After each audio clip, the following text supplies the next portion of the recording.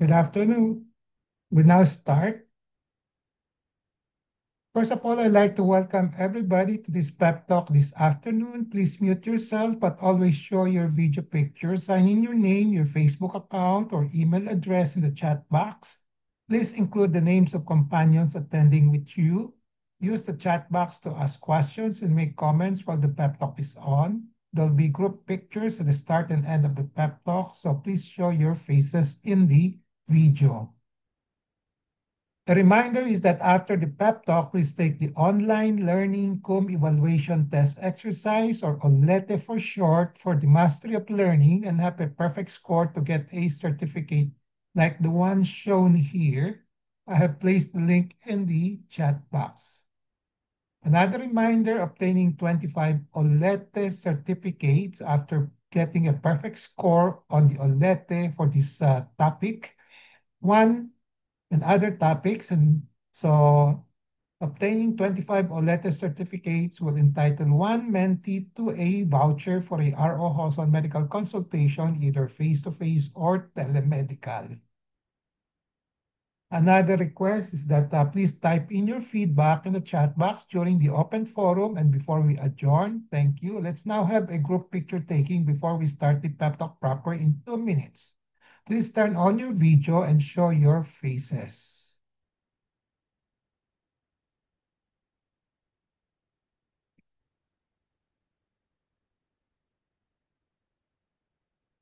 Okay, ready?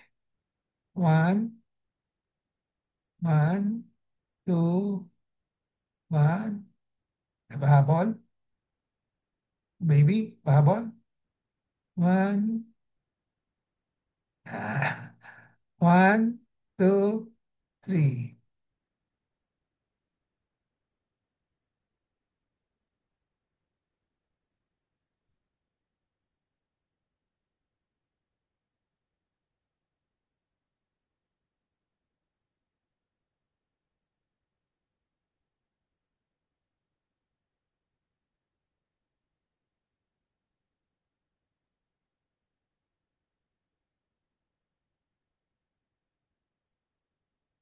I have a patient empowerment program in which I like to empower the lay people or patients to take control of the management of their health. I started the pep talk on May 15, 2021 during the COVID-19 pandemic. There are 3 courses in the pep talk. I completed the core course on October 9, 2021. Here are the topics for the core course. And then from October 23, 2021 onwards, I've been tackling health disorder and health issue courses. Here are sample courses for the health disorder and health issue courses.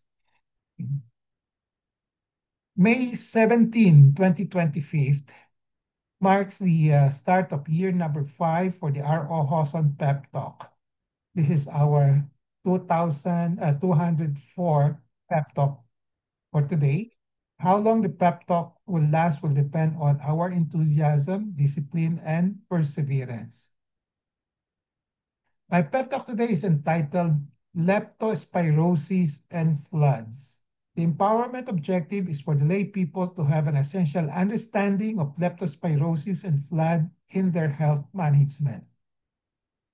The contents of this particular pep talk will be what is leptospirosis, how does one get leptospirosis, what is the connection between leptospirosis and floods, when to suspect leptospirosis, what are the diagnostic tests for leptospirosis, how does one avoid leptospirosis, how does one avoid leptospirosis during floods, and when to consider prophylaxis or prevention against leptospirosis using medicine, and what is the usual treatment for leptospirosis. So the disclaimer will be the following. Okay, the RO Hoson Pep Talk contains my thoughts, perceptions, opinions, and recommendations culled from personal experiences as well as other professionals. Okay. So the topic was thought up today because of the floods that we had during the past 2 weeks. So let's start with the first topic. What is leptospirosis? So overview of the disease that is known as leptospirosis. Okay. So in the social media, you always see posting on leptospirosis because of the flood situation in our country. Leptospirosis is a bacterial, not a viral. It's a bacterial disease that affects human and animals. Okay? So not only human beings, but also animals, not only animals, but also human beings. It is caused by a bacteria of the genus called Leptospira. Leptospira. Kaya tinawag na leptospirosis. In human beings, it can cause a wide range of symptoms, maraming klaseng symptoms, some of which may be mistaken for other diseases. Some infected person, however, may have no symptoms at all, just like in COVID, you can have asymptomatic COVID as well as symptomatic COVID. No? Okay, so dito rin sa leptospirosis, you can have asymptomatic leptospirosis and also symptomatic leptospirosis. And without treatment, kung di nagamot, leptospirosis can lead to kidney damage. Yan ang pinaka-common na worst disease that you can side effect from leptospirosis. Meningitis, okay, which is an inflammation of the membrane around the brain and the spinal cord, and liver failure, respiratory distress, and even death. Leptospirosis is an infectious disease, so it can nakakahawa siya.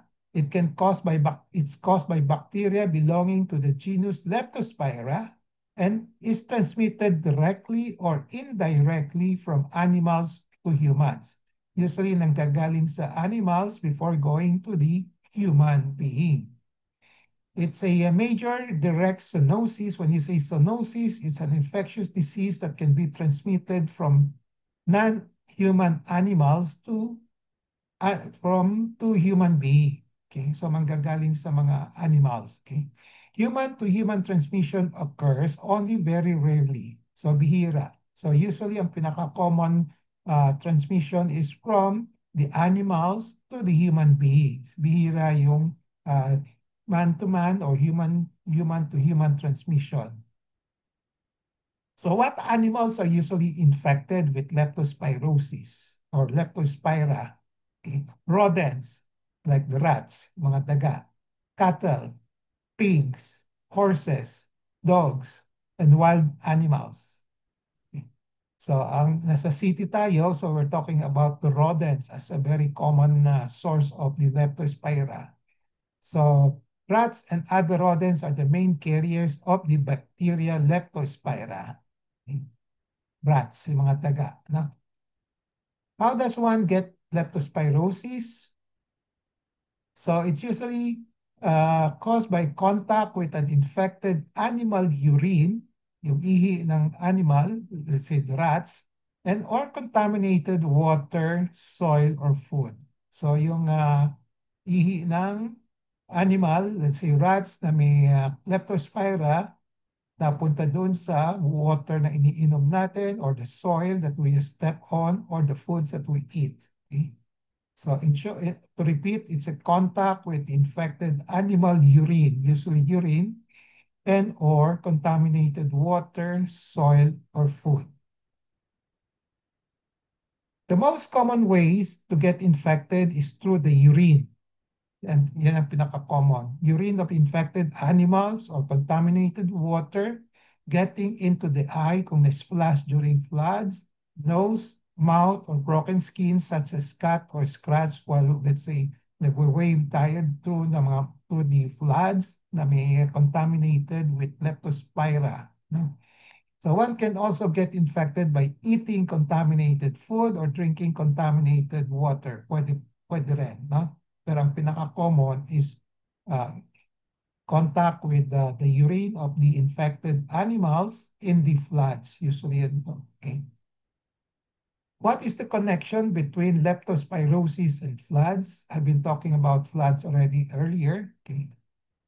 Flood water be contaminated with urine of animal water, uninfected animals, either from the contaminated soil, from the sewage, and from other surfaces, and or from the infected living animals peeing into the water. So this is a common expectation pag may flood, no, usually marumi siya, di natin alam kung may ihi doon na kasama from the infected animals like the rats. No? So persons wading through the flood that is potentially contaminated with leptospira at, are at risk of getting leptospirosis. So ito yung pinaka-common cause for leptospirosis in human being during floods. Okay. So wading through the flood, which we can never tell, but most of the time it's potentially contaminated with leptospira. Okay. Especially those floods coming from the drainage system of the streets. So when to suspect leptospirosis?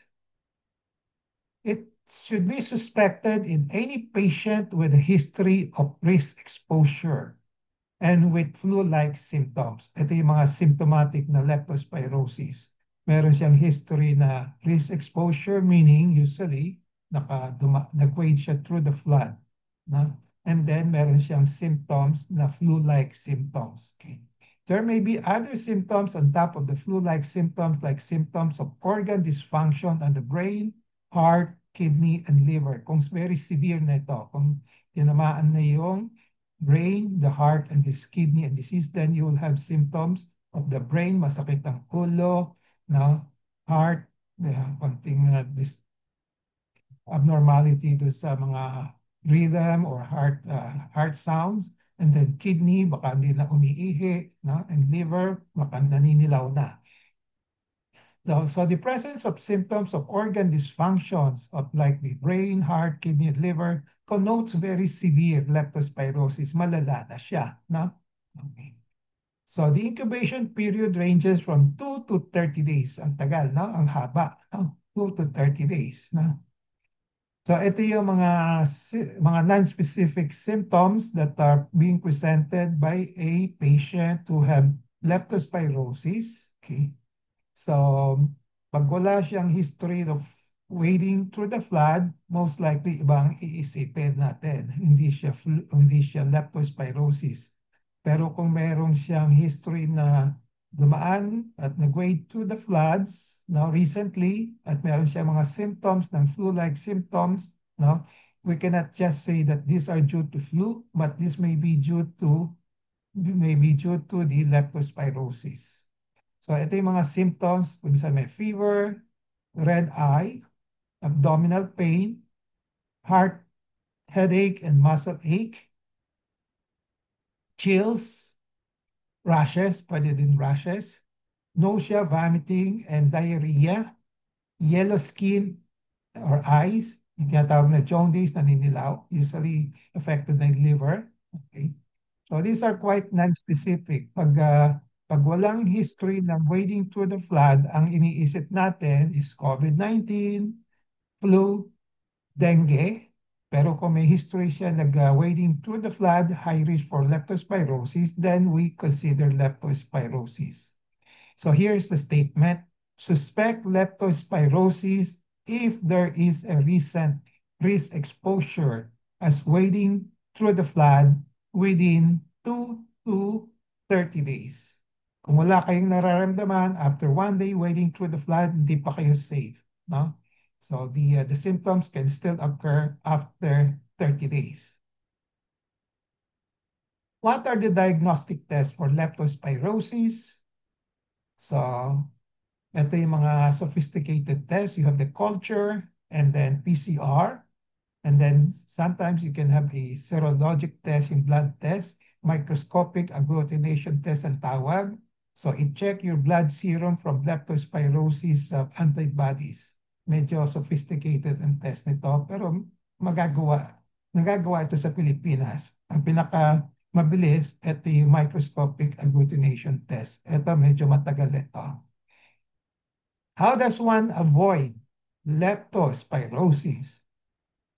So to reduce the risk, avoid animal urine and contact with water, especially flood,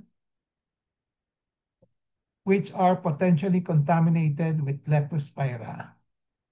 So try to avoid yung mga flood water.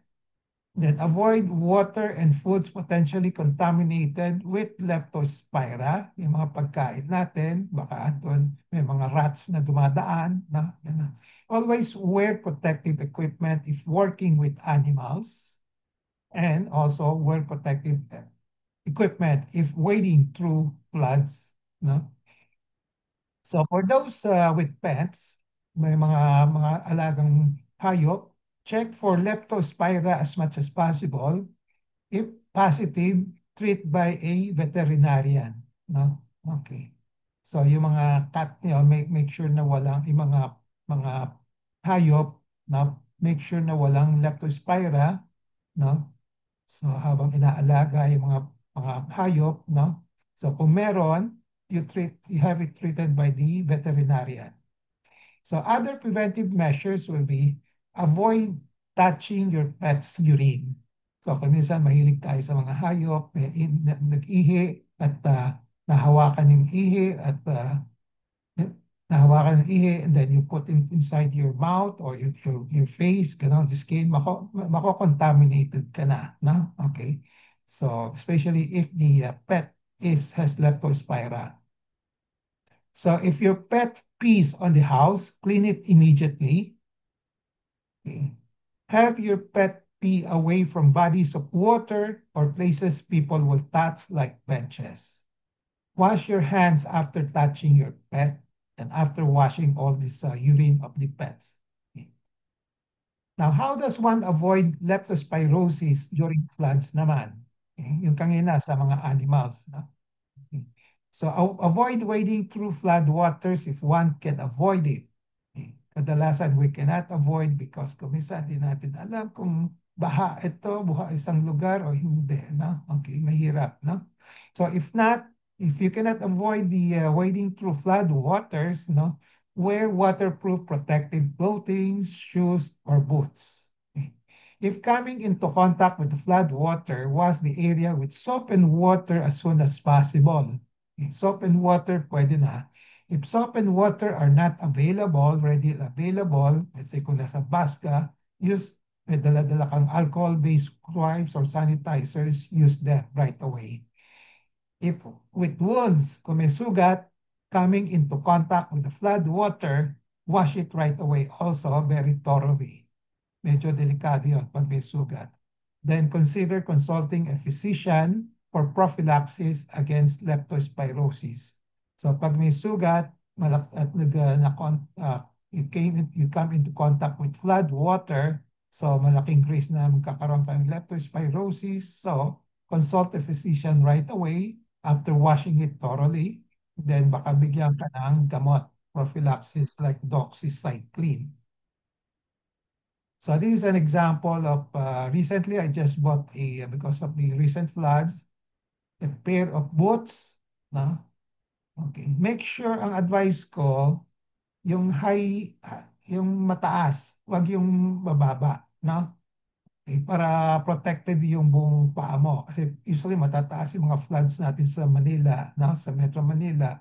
Kung short lang yung boots mo, papasok pa rin. No? Okay.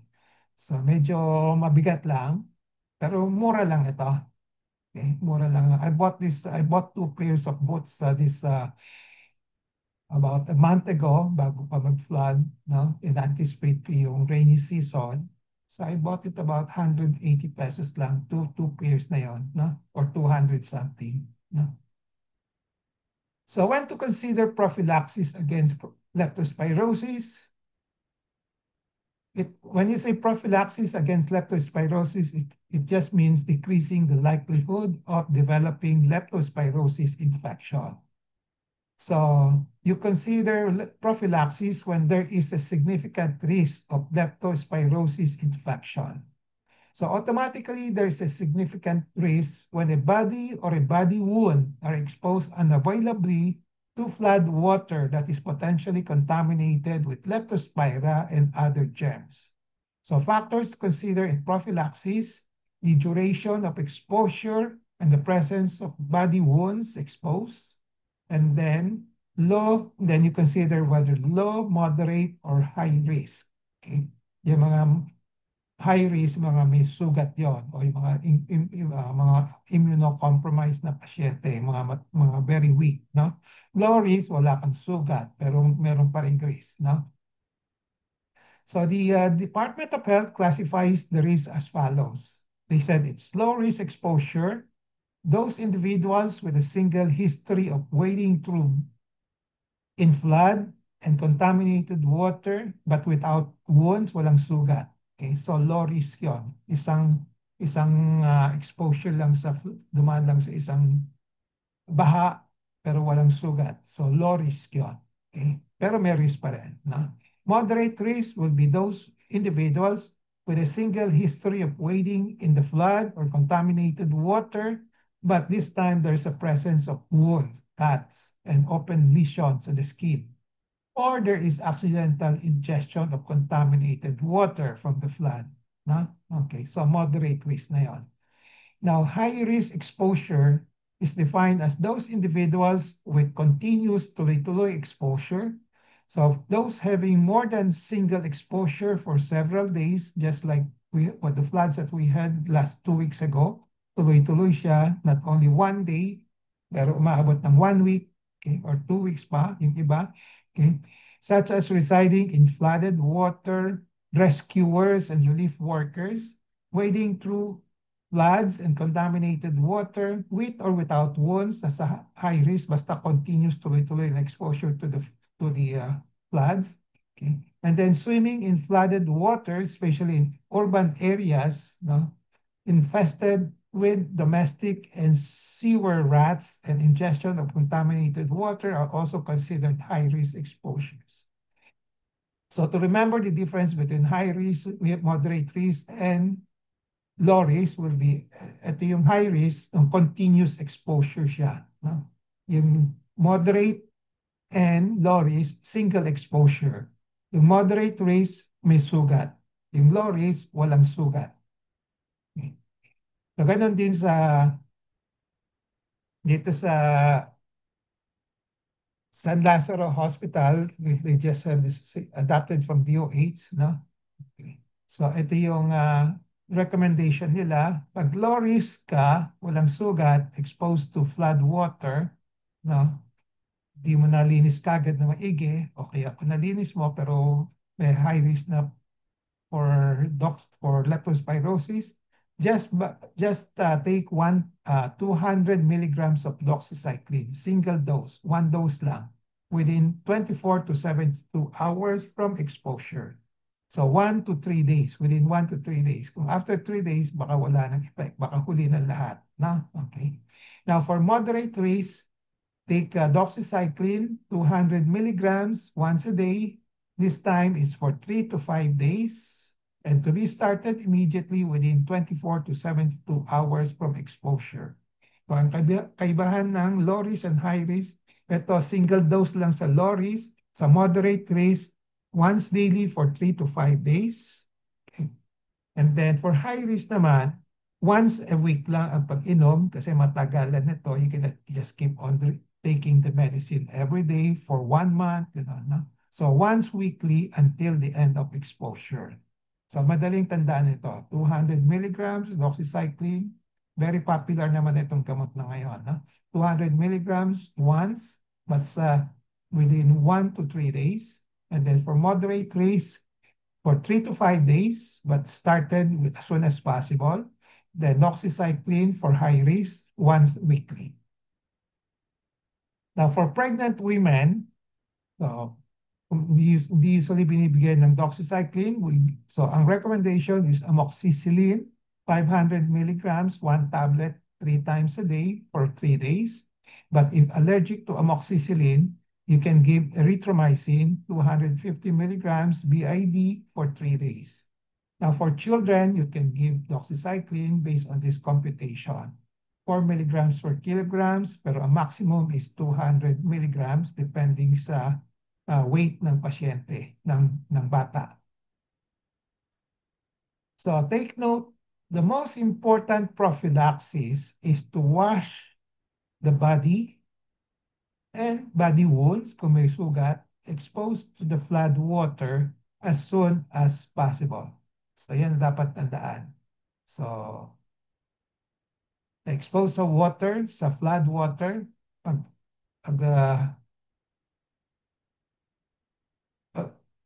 anyway, pag lumabas ka na doon sa flood water, get to a faucet at wash your feet right away. Lalo na if you're not wearing yung mataas na boots, no? Okay. Kaya ang aking recommendation, buy the high level boots, yung mataas, no? Then maintain a good body resistance always through healthy lifestyle. This may prevent clinical symptomatic leptospirosis and also progression to severe leptospirosis. Kung mahina ang resistensya mo, pwedeng pumunta ka sa severe leptospirosis, which the most notorious, the most common complication that I have seen is yung mga walang kidney failure. Hindi na umiihi. No? So, usually, dinadialyze na yon. No? What is the usual treatment kung may leptospirosis na? Yung kanina, I was talking about prophylaxis. Ngayon. So if the infection is mild, so doxycycline is a drug of choice pa rin. Alternative options includes ampicillin, amoxicillin, and azithromycin, pwede rin. If the infection is moderate to severe, we can give intravenous penicillin G, third generation cephalosporin, or erythromycin. Other treatment like supportive therapy like maraming tubig, inumin, rest, healthy diet, healthy mind, moderate exercise, and other meds as needed. So you can see healthy exercise, kahit na may sakit, may konting exercise pa rin. No? Okay. So I think that's the last slide for this lecture on the topic. Okay. Summary and takeaway. What is leptospirosis? I've discussed this. How does one get leptospirosis? What is the connection between flood and leptospirosis? When to suspect? What are the diagnostic tests? How does one avoid? How to avoid flood leptospirosis during the floods? When to consider prophylaxis? And what is the usual treatment? Takeaway in relation to patient empowerment. Be always in touch with reliable medical information on leptospirosis and floods.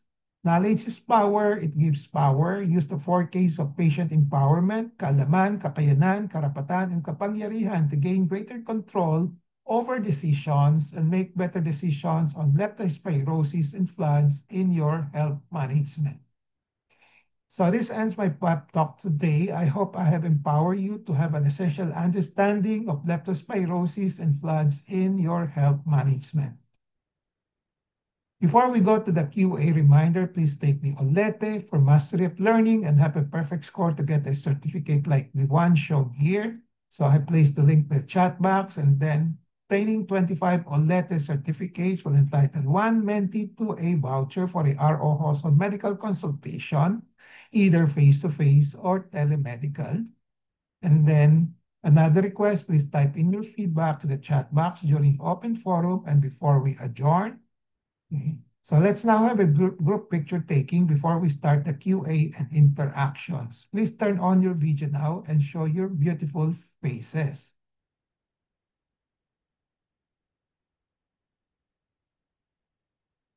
Okay. Get set. Get set. Baby, sama ka. Okay. Last call, Phoebe, sama ka. One, two, three.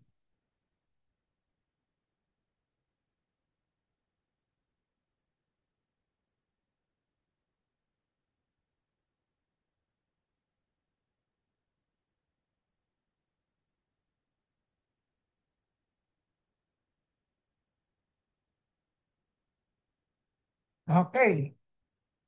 The floor is now open for questions, comments, suggestions, okay, sharing of experiences, and consultation, short consultation if there's a need for it. No?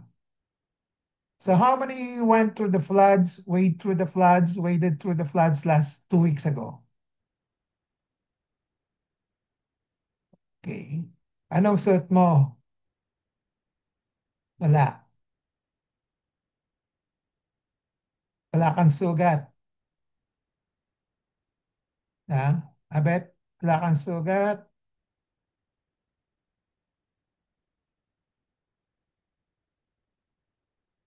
Wala. Gaano kataas yung bahaang dinaanan mo? Hanggang tuhod?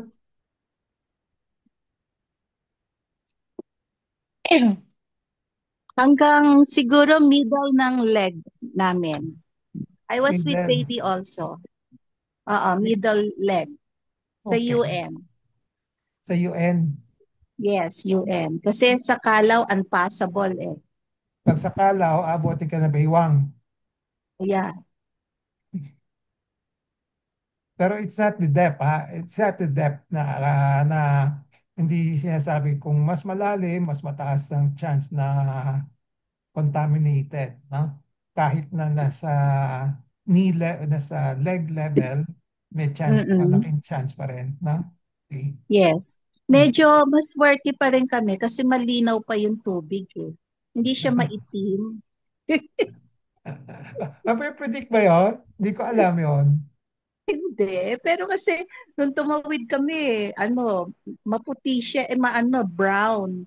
So kita pa namin yung paa namin. Unlike dun sa Kalaw na talagang dark.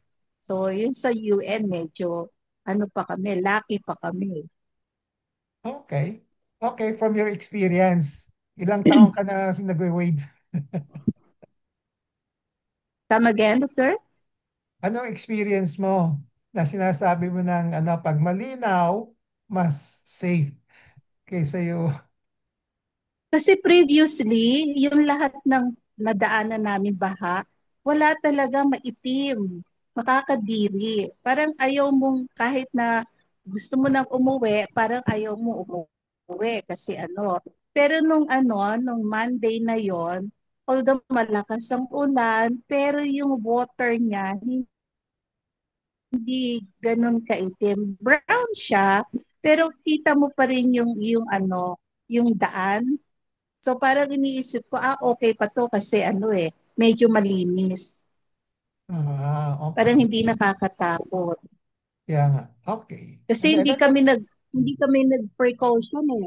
Before ah, kasi naglalagay kami ng plastic. Before kasi naglalagay kami ng plastic sa paa.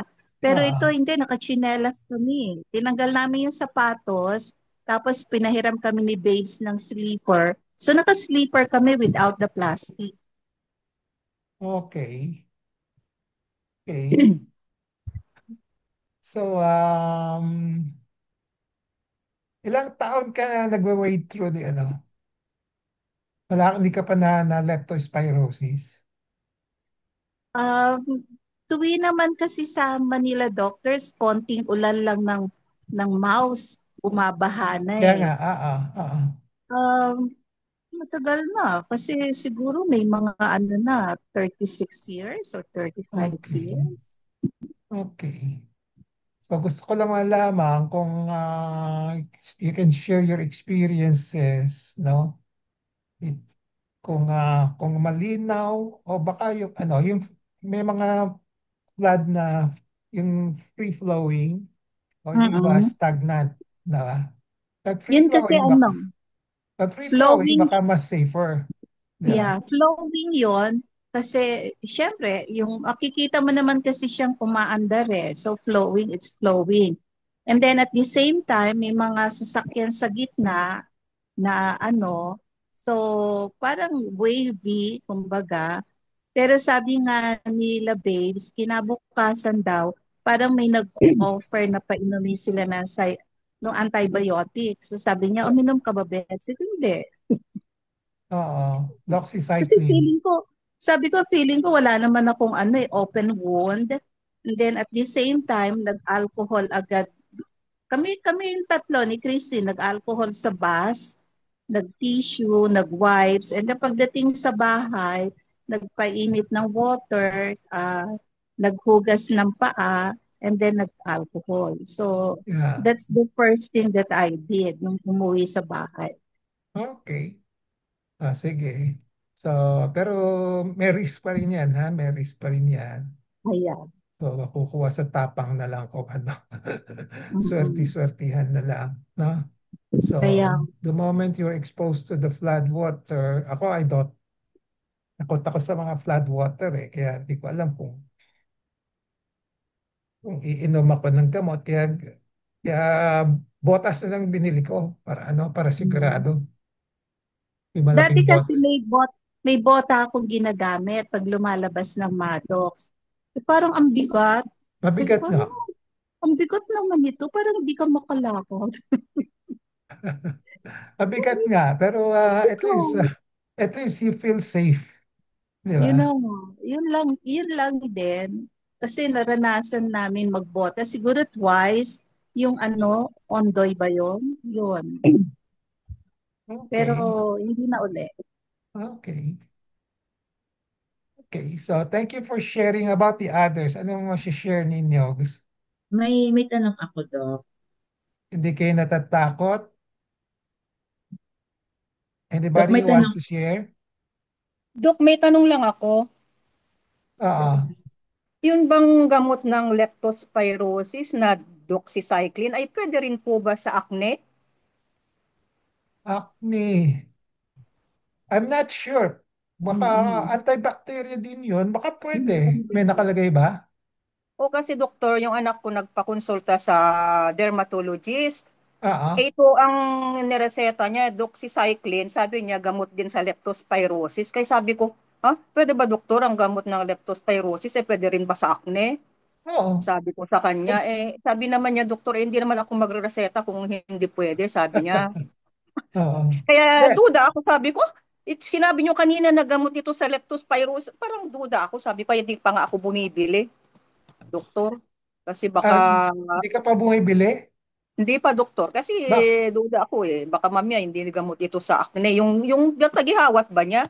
Gamot ba sa tagihawat yan? kailan ni reseta? Nung July 30, 30 lang. Okay. ito lang doktor. Anyway, tandaan mo lang kasi doxycycline is an antibiotics, no? Okay. So, Oh, antibiotics siya basta hindi siya ginagamit sa virus, no? Now, kung oh. antibiotics siya, maraming bacteria na pwede niyang i-attack, no? So, one is Leptospira, no? Yung isa mga leptospirosis, no? Parang meron ding mga bacteria na kaya niya, no? So kung may acne siya, since bacteria ang iniisip ng derma niya, no? So doxycycline ang binibigay, no? Oh, yun na Pwede. binigay doktor Twice a day So, pa. Sabi ko, twice a day pa. hindi, basta tandaan mo lang kasi ang perception mo kasi uh, pag doxycycline para lang sa Sa, leptospirosis oh, yun nga lang. ang ano ko, doktor Kala ko para Okay. doon lang So, yeah, perception yon pero siya, ipapakorek mo. Anyway, sinabi na ng derma mo, pwede naman, no? So, sa akin, kung sinabi niyang pwede, pwede naman, no? Okay. Ay sabi ko nga, tanong ko muna kay Dr. Huson. Nagkataon na yun ang topic niyo, doktor. Di tama-tama, itanong ko muna bago ako bibili. Sabi ko, doktor. Yan ba yung common, ano? Hindi ko alam, hindi ako specialist sa acne, no? So, dati-dati, Terramycin, no? Yung mga ano. So ngayon, doxycycline. I-check ko mamaya, ha? I-check ko mamaya. O, ano. Oh, Baka yun sige na po, doktor. Thank you. okay. Pero theoretically, pwede. Kasi it's antibacterial na. Saka yung mga antibiotics, pwedeng gamitin sa madaming klaseng sitwasyon. Maraming bacteria pwedeng tamaan na. Okay. Okay. Basta wag lang sa virus, no? Tsaka sa fungus. No? Pero kuminsan may mga bacteria, may antibiotics na pwedeng gamitin sa fungus. May ilang kaso, no? Okay. So basta may proven studies na pwede, na. Okay. May Thank tanong you, din Doc. ako. Okay. So, any more comments? May tanong din ako, Doc. Sige, Diana. Di ba sinasabi is, kung hindi ka sigurado na may leptospirosis ka since na nagdaan ka sa baha. So ang iba, di ba sinasabi na iinom ka na ng gamot na antibiotic para lang sure na baka pagdaan mo sa baha is mayroon doon na bakterya ng leptospirosis. Yeah. O ngayon, hindi ko naman alam na nung dumaan ako sa baha, maitim na baha. Tapos hindi ko alam kung may sugat ako o wala sa paa. Ngayon, nag-inom ako ng gamot. Okay lang ba yun na iinom ako ng gamot? Tapos wala naman pala bakterya ng leptospirosis since na antibiotic siya. Iinom ka ng dapat 7 days, di ba? Hindi. Ito, kasi ang prescription ito, once lang pwede. Okay. So, ang antibiotic na yan is pwede lang na once ka lang Oo, iinom. oo. Hindi, Iniisip ko is antibiotic is kailangan buuin mo siya ng 7 days or else mag-resistant siya. Okay, okay. So yung perception mo rin, Diana, just like everybody will have some perception kasi ang perception natin, just like us when we were younger, medical students pa lang, ang alam din namin, pag antibiotics, usually sinasabi, ang full course noon, mga 7 days or even longer, no? This is just to avoid yung mga antibiotic resistance, no? Ganon, no? Pero nowadays may mga studies that shows na pwedeng 3 days, hindi na kailangan ng 7 days, shorter, no? Okay. And then dito sa leptospirosis, may studies that shows that ito yung mga recommendations nila, guidelines, pag expose ka sa tubig na pwedeng contaminated, pwedeng wala, no? Just to play safe, you just take 1 dose of doxycycline. Once lang.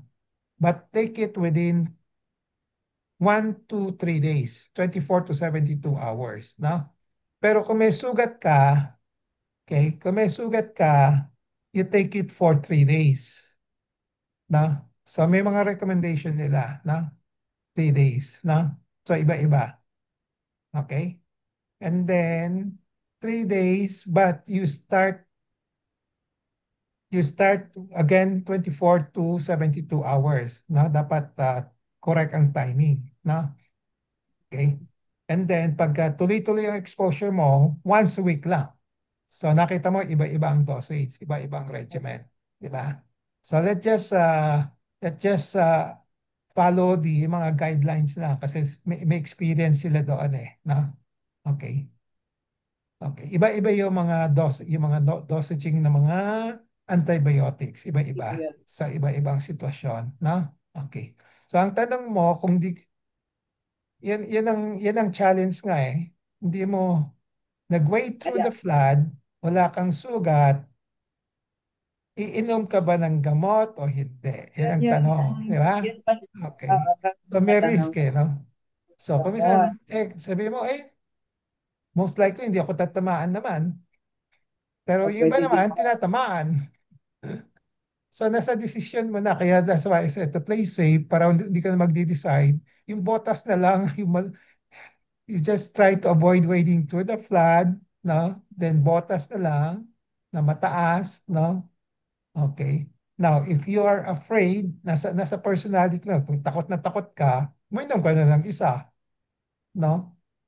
So Okay. safe na yun, uminom ka na ng isa, Doc.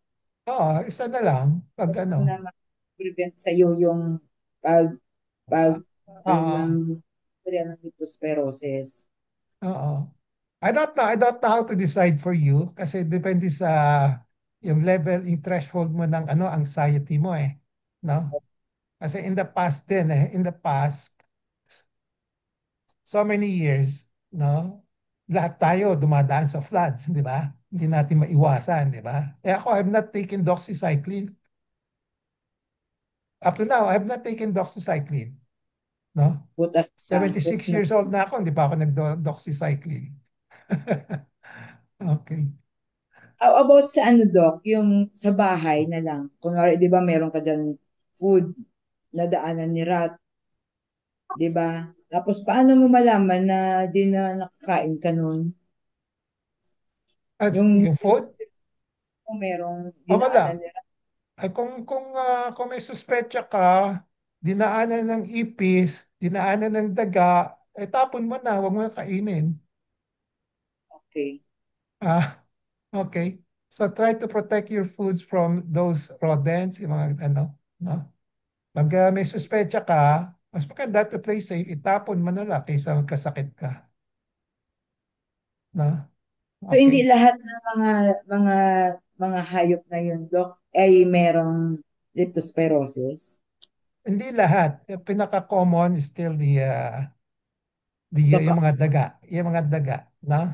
Okay. paano mo malaman na ang daga ay may leptospirosis para mag-bring dyan sa home mo or sa flood? Ano na? Magbubugis mo. Kunwari, di ba meron ng infected na daga? Meron naman daga na wala siyang leptospirosis na Oo. dala, di ba? Oo. Anong, tama ba yun? Na sabihin natin, anong itsura ng daga na merong, merong bacteria? How do you know na wala siyang May mga daga na walang leptospirosis. Di ba? Meron din daga, meron.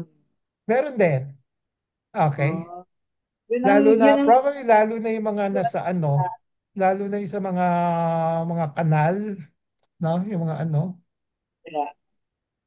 So mahirap i-predict kung sino ang merong leptospira o wala eh, di ba? So i-blanket ano mo na lang, the moment you go through the flood, be ready to face the risk na baka ma-contaminate ng leptospira, no? Kaya as much as possible, avoid. Kung di mo avoid, ikaw na magdi-decide, no? Okay. Kung sa akin, probably kung alanganin ka uminom, nag-aalangan ka uminom ng doxycycline, kung wala ka man sugat, no? Pwedeng wala, i-observe mo lang sarili mo, no? Basta make sure that you wash your feet right away, no? Kahit na-expose, no? Pero kung may sugat ka, yan, palagi ko, I would suggest na uminom ka na. Okay. So yan ang pinaka-practical na advice, no? Kasi palagi ko lahat tayo, sino ba nag-doxycycline na sa inyo? How many have taken doxycycline? Wala. No? Wala pa. Ako rin, I've not taken doxycycline ever since. No? Okay. So, pwedeng wala, pero pag may sugat kayo, mas maganda mag-doxycycline na lang kayo. Okay? Yan na lang guidelines na pag may sugat. Na? Okay. So, this is aside from washing your feet with soap and water. No? Okay. Wag nang nilalagay ng betadine or alcohol na just soap and water lang pwede na. Na? Okay. Okay? So, sino may botas? bots? Sino may Ako mo. mataas na botas? Sino nakaabang? Oh, doktor, pag lumalabas ako ng bahay, gumagamit ako. Okay. Gaano Botas. kataas yung botas mo? Hanggang ni. Magaan naman yung doktor, hindi naman yung mabigat na buta eh. Yeah, Magaan. pipili ka. May mga Oo, magagaan. No? Abat may mga magaan yun. magagaan, pero mas mahal yon. Di ba? Mas mahal Oo. yon. Mga, Dalawa nga hanggang tuhod at saka hanggang sa gitna ng hita yung isa eh. Ay, okay. gitna ng paa. Yeah. Okay. Actually, first time ko bumili ng botas na for so long na yung mataas. Alam ko, Ginagamit ko pa nung nag-opisina po ako yun. okay. So, yun. Botas na mataas, mas maganda. No? So, Hanggang tuhod. so the rest, nasa inyo, I would suggest that you buy a boots also. Kung gusto, bumili na lang kayo na, yung mataas, pero nasa inyo kung gusto yung magaan, mas mahal lang. No? Okay. Kasi may mga quality shoes yun eh, no? Okay. Okay. Any more comments? So, yan ang advice ko. Sana I think the rains will still be coming. May report na papasok na may tatlong bagyo na naman, no? For the month of August, no? So sana hindi tayo yung baha, hindi ko masabi sana wala. Pero wala, parang walang katapusan yung baha na yan, no? So the best way to protect yourself will be just to, ito nga, yung mga pointers, no? Pag may baha, avoid as much as possible. Kung di nyo maiwasan, no? Wear boots, no? Kung magkaano kayo. Kung wala naman kayong boots, make sure that ugasan nyo kagad yung paa ninyo once you're exposed, no? And then, kung may sugat, no? Minom na lang kayo ng doxycycline, no? Kasi mahirap yung magda-dialyze kayo eh, no? So, okay. Mahal yung magpa-dialysis, no? Okay. Okay? So if there are no more questions, we call it a day. Okay? So it's a sunny day, hindi walang ulan sa inyo, ha? Sana wala nang ulan for the next 1 month. Pero hindi natin maiwasan yan sa Pilipinas, may mga bagyo, may mga baha, no? Okay. Okay? So if there are Thank no you, more Doc. questions, we'll call it a day. Okay, We'll Doc. see each other next week again. Bye-bye. Bye-bye, Bye, Doc. Doc. You Thank go. you. Bye. Bye. Thank you. Bye-bye.